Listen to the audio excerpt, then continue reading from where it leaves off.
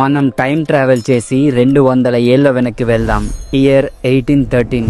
ఒకసారి ఊహించుకోండి, అప్పటి హైదరాబాద్ లో మంచి హాస్పిటల్సే లేవు, సరైన మందులు కూడా లేవు. సరిగ్గా అప్పుడే ప్లేగు అనే ఒక భయంకరమైన వైరస్ సిటీలోకి ఎంటర్ అయింది. అది ఎంత డేంజరస్ అంటే పొద్దున్న ఆరోగ్యంగా ఉన్న మనిషి సాయంత్రానికి ప్రాణాలు వదిలేవారు. లిటరలీ జనం పిట్టల్లా రాలిపోతున్నారు. ప్రతి ఇంట్లో ఏడుపులు, ప్రతి వీధిలో భయం. సిటీ మొత్తం ఒక దెయ్యాల దిబ్బలా మారిపోయింది. గవర్నమెంట్ చేతులెత్తేసింది. వేల మంది చనిపోతున్నారు. సిటీ ఎకానమీ మొత్తం కుప్పకూలిపోయింది. ఇక దేవుడే దిక్కు అని అందరూ ఫిక్స్ అయిపోయారు. కానీ వాళ్ళకి తెలియదు, వాళ్ళ ప్రార్థనలకు సమాధానం కొన్ని వందల కిలోమీటర్ల దూరం నుంచి రాబోతుందని. అదే టైంలో హైదరాబాద్ కు చెందిన కొందరు సోల్జర్స్ మధ్యప్రదేశ్ లోని ఉజ్జయినిలో డ్యూటీలో ఉన్నారు. కానీ వాళ్ళ మైండ్ మొత్తం హైదరాబాద్ గురించే ఆలోచిస్తోంది. ప్రతిరోజు వాళ్ళ కుటుంబ సభ్యులు, స్నేహితులు చనిపోతున్నారనే న్యూస్ వాళ్ళకి చేరేది. వాళ్ళు ఎంత టార్చర్ అనుభవించారో ఇమాజిన్ కూడా చేసుకోలేం. కానీ వాళ్ళ చేతుల్లో ఏమీ లేదు.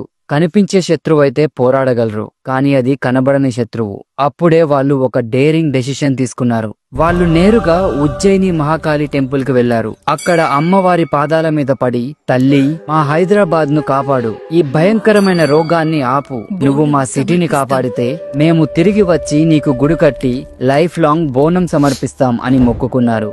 ఇది జస్ట్ ఒక మొక్కు కాదు, అది వాళ్ళ చివరి ఆశ. ఇక్కడే అసలు మ్యాజిక్ జరిగింది. ఉజ్జయినిలో సైనికులు మొక్కుకున్నారో లేదో, హైదరాబాద్ లో ప్లేగు వ్యాపించడం ఆగిపోయింది. మరణాల సంఖ్య కంట్రోల్లోకి వచ్చేసింది.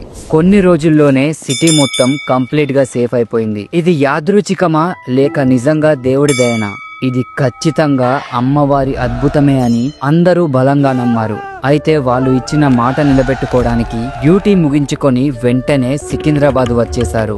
1815లో సూరేటి అప్పయ్య అనే సోల్జర్ లీడర్షిప్ లో ఉజ్జయిని నుండి తెచ్చిన అమ్మవారి చెక్క విగ్రహంతో ఒక టెంపుల్ కట్టేశారు. ఆ రోజే వాళ్ళు వండిన అన్నం, పాలు, బెల్లంతో చేసిన నైవేద్యాన్ని ఒక కొత్త కుండలో పెట్టి డెకరేట్ చేసి అమ్మవారికి సమర్పించారు. అదే చరిత్రలో మొట్టమొదటి బోనం.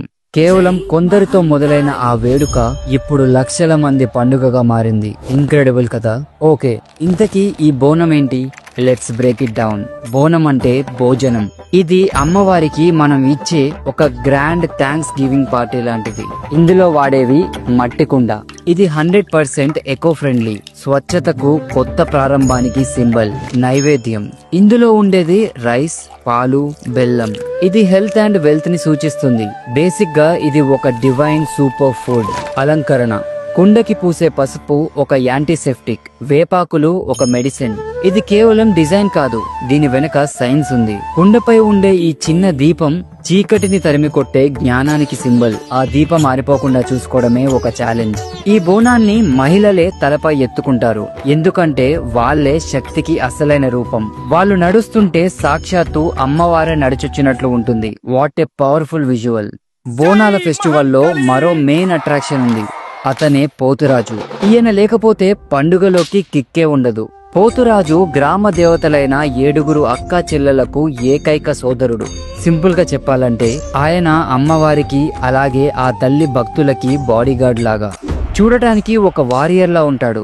ఒళ్ళంతా పసుపు, నుదుటపై పెద్ద కుంకుమ బొట్టు, కాళ్లకు గజ్జెలు. ఆయన లుక్కే అదిరిపోతుంది. ఆయన చేతిలో ఎప్పుడూ ఒక కొరడా ఉంటుంది. డప్పు సౌండ్ కు డాన్స్ చేస్తూ తనను తానే కొట్టుకుంటూ గాల్లోకి కొరడాను జులిపిస్తాడు.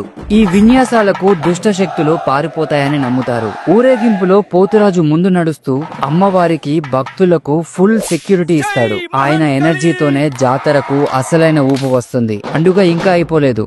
మరో 2 క్రేజీ ఈవెంట్స్ ఉన్నాయి, రంగం మరియు ఘట్టం. రంగం, ఇది ఒక మైండ్ బ్లోయింగ్ ఈవెంట్. పండుగ మరుసటి రోజు పెళ్లి కాని ఒక యువతి వచ్చి మట్టి కుండపై నిలబడి భవిష్యవాణి చెప్తుంది. ఆమెలో అమ్మవారు ఆవహించి నెక్స్ట్ ఇయర్ వర్షాలు ఎలా ఉంటాయి, రాష్ట్రంలో ఏమవుతుంది అన్ని లైవ్ లో చెప్తుందని నమ్ముతారు. Think about it. ఇది ఒక లైవ్ ఫ్యూచర్ ప్రిడిక్షన్. రంగం అంటే భవిష్యవాణి. నెక్స్ట్ ఘట్టం. ఘట్టం అంటే అమ్మవారి ప్రతిరూపమైన ఒక డెకరేటివ్ కలశం. పండుగ చివరి రోజు ఈ ఘట్టాన్ని ఏనుగుపై పెట్టి సిటీ మొత్తం గ్రాండ్ గా ఊరేగిస్తారు.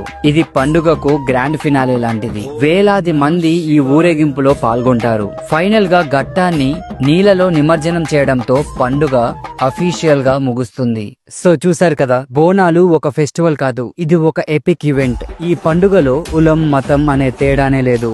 అందరూ ఒకటే, అందరూ కలిసి సెలబ్రేట్ చేసుకుంటారు. మన పూర్వీకులు ఎంత స్మార్టో చూడండి. పసుపు, వేప, మట్టి అన్ని నేచర్ తో కనెక్ట్ అయ్యేవే. ఈ పండుగ తెలంగాణ సంస్కృతికి అలాగే ఆత్మ గౌరవానికి సింబల్. అందుకే కదా మన ప్రభుత్వం దీన్నే రాష్ట్రీయ పండుగగా ప్రకటించింది. And that's a huge deal. ఆగండి, బోనాల గురించి ప్రచారంలో ఉన్న ఇంకొక స్టోరీ కూడా చెప్పాలి. ఆషాఢ మాసంలో ఆ జగదాంబిక తన అత్తారింటిని వదిలి పుట్టింటికి వస్తుందట. అంటే ఆ కైలాసాన్ని వదిలి మన దగ్గరికి వస్తుందంట. అండ్ ఇక్కడ ప్రజలు అంటే మనం ఏమని ఫీల్ అవుతామంటే అమ్మవారిని మన కుటుంబంలో ఒకరిగా ఫీల్ అవుతాం. సో ఊహించుకోండి, ఒక కూతురు తన అత్తారింటి నుంచి పుట్టింటికి వస్తుందంటే ఆ సందడే వేరు కదా.